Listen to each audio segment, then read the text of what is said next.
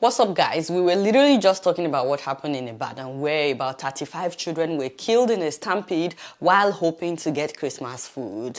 Only for the same thing to repeat itself. Have you heard about what happened in Abuja and Anambra? At least 10 people died in another stampede at the Catholic church in Maitama, Abuja. I mean, the church was just trying to help. They were trying to give out food to the needy. What got around, people literally slept in front of the church, in front of their gate overnight, waiting for the food distribution to start. We are here more than 10,000 in the morning.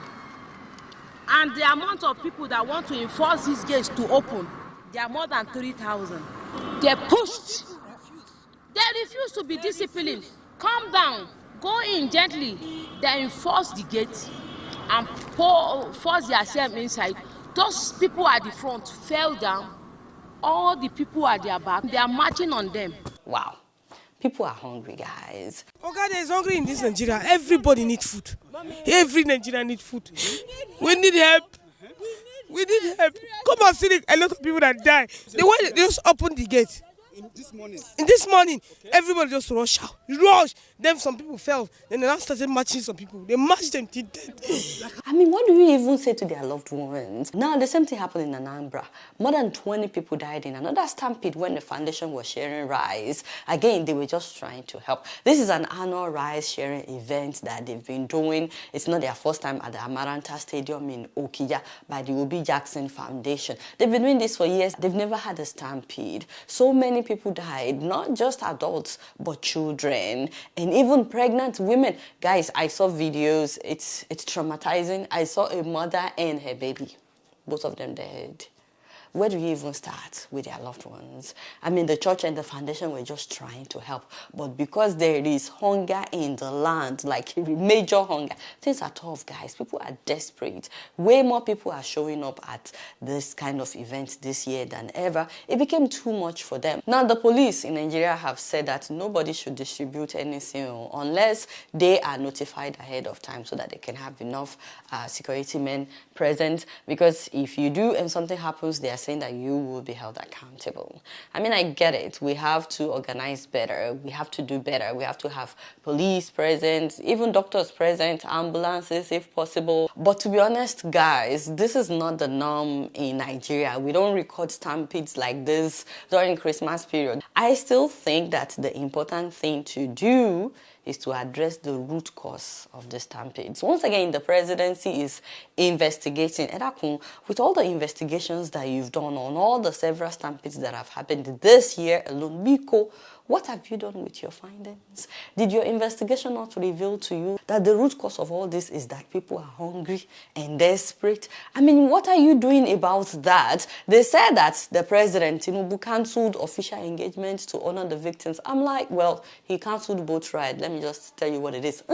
We don't need this honor. We don't. Now honor we go chop. We just need him to do the right thing. And it's not just the president. In fact, we should hold all the governors in these states accountable as well. We should hold them responsible. What are you doing to alleviate the suffering of your own people? And the lawmakers, what are you doing to alleviate the sufferings of your people? Mr. Governors, we know how much you get paid as security vote every month. And we know that you're not spending that money on security because there is no security. So can you at least spend it on making life easier for your own people? It is your own people.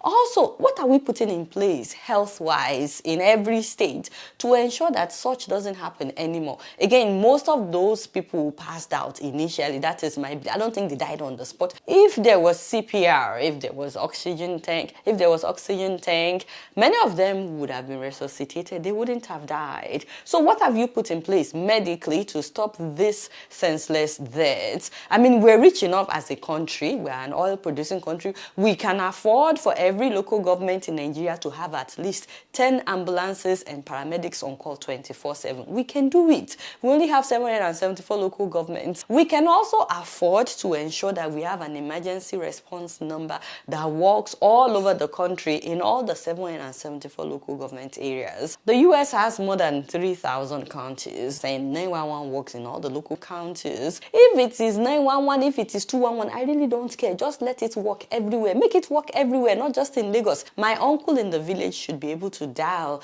this number in times of emergency and have an ambulance show up within 5 minutes or 5 to 10 minutes continent. If we really want to do this, we can. We can do it as a nation. Because it's heartbreaking that, in some cases, they were literally taking people straight to the mortuary. That's heartbreaking. They didn't even check and double check, or shock their hearts to know whether they are dead. As in, what am I talking about? How many of our hospitals even have defibrillators or oxygen tanks?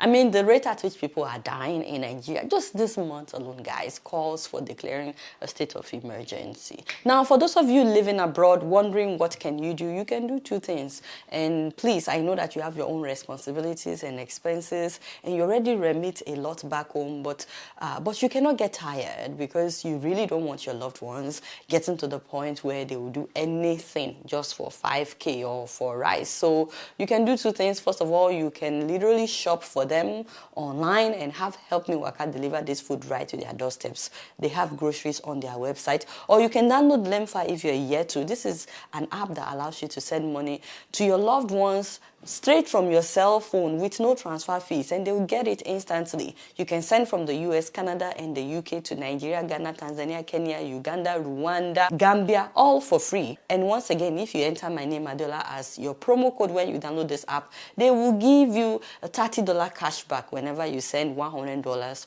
or more. So download Lemfa if you're yet to. Now, speaking of Uganda, there's a new disease that is making people dance, so dance uncontrollably. Actually, it's not like they are dancing, but they are shaking like they are dancing. In fact, they are calling it dinga dinga, which means shaking like dancing. This disease comes with fever, general body weakness, chills, exhaustion, and feeling like you're paralyzed. And you know what the mysterious thing is? So far, it's only affecting women and girls.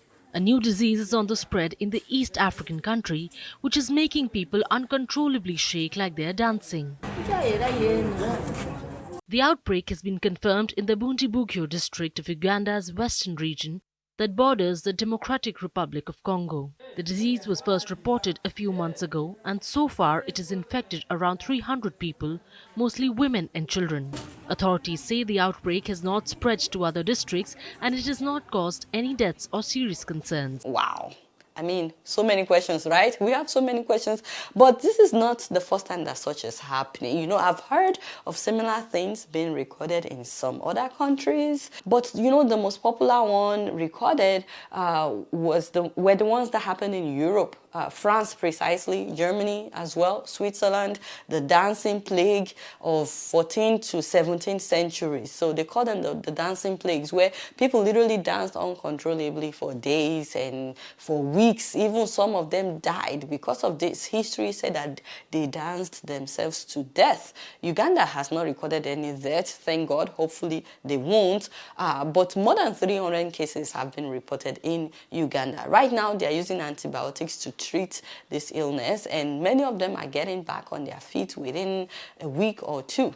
Now, the question is, how do you avoid contracting something like this when you don't even know what is causing it? So if anyone has a knowledge of what could be happening, hey, medical doctors in the house, please talk to us in the comment section. Let's hear from you guys. Merry Christmas, by the way, in advance. As for my Niger people, I'm hoping that you will all have electricity for this holiday season. I know that the national grid has been down way too many times this year, resulting in total blackout. By the way, World Bank estimates that Nigerian economy loses $29 billion a year due to its unstable power supply. I'm like, what? Can you imagine what we are losing because we have refused to fix our electricity? $29 billion every year, guys.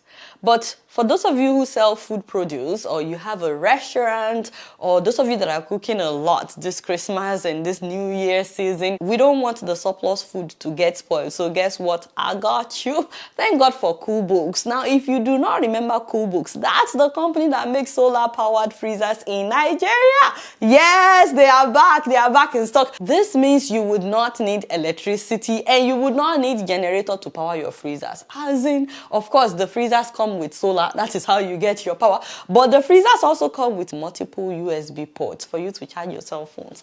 Isn't that nice? And the freezers also come with multiple light bulbs to power your home. Whenever there is no light, you will just switch on the lights on the freezer. Now, the best part is all their freezers have been heavily discounted, guys. Just this holiday season, 25% discount.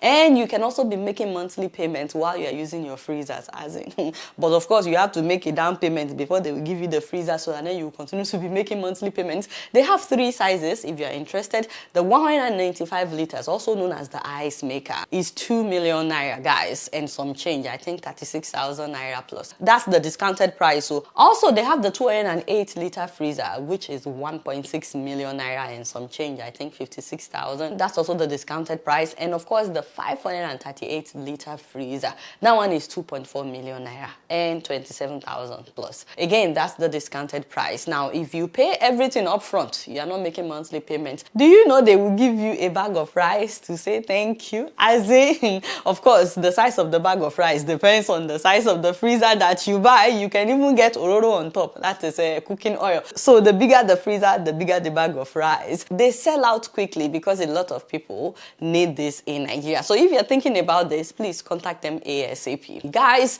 please do me a favor, subscribe to this channel if you're yet to. Tell your friends and loved ones to subscribe and click the bell button so that you can be notified every time that we upload a new video. Don't forget to follow me on Facebook, X, Instagram, and TikTok. Until next time, I must see you later. Peace out.